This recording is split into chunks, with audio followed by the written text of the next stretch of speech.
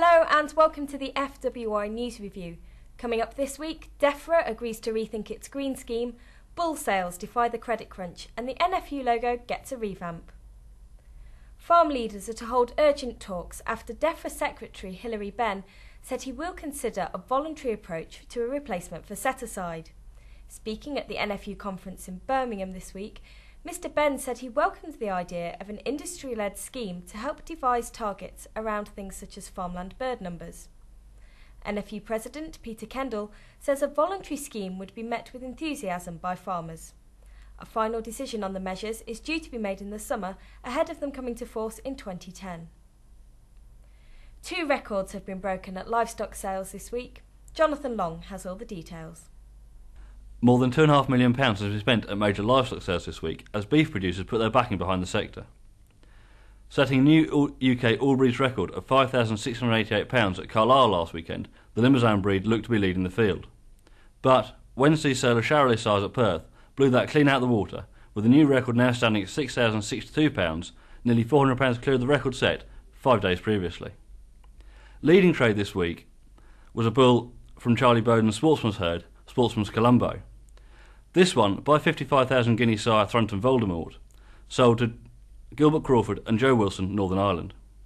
Second best call was a 28,000 guinea sale for Maidie Champion Lad from Welsh vet Esmer Evans. He sold to Danny Sawridge for his Swellsmore herd, Lockerbie.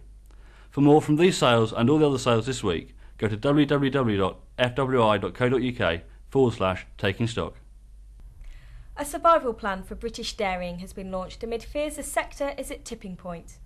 2 farmers are leaving the industry a day and milk production is heading towards just 11 billion litres a year. The NFU says long-term prospects for the industry are bright, but there are short-term pressures and a lack of confidence among producers.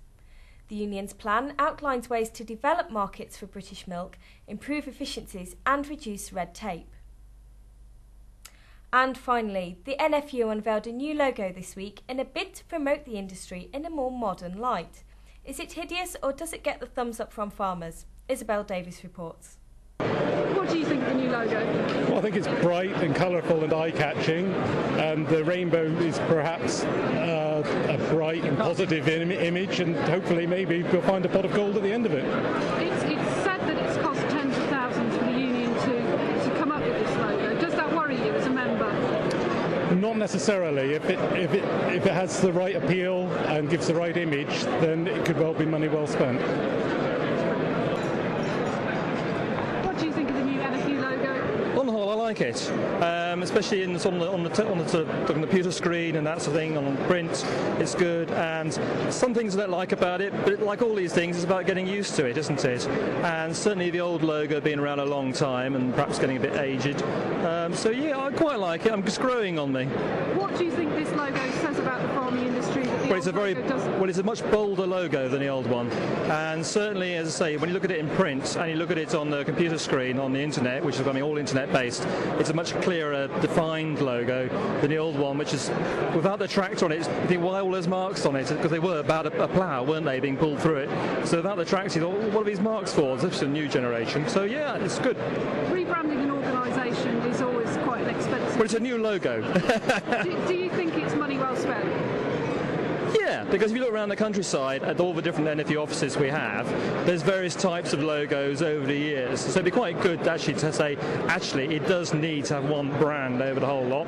So here's an opportunity. We've developed a new logo that's going down reasonably well with people. So now's the time to actually ship it out to the countryside and change everything over to the new logo.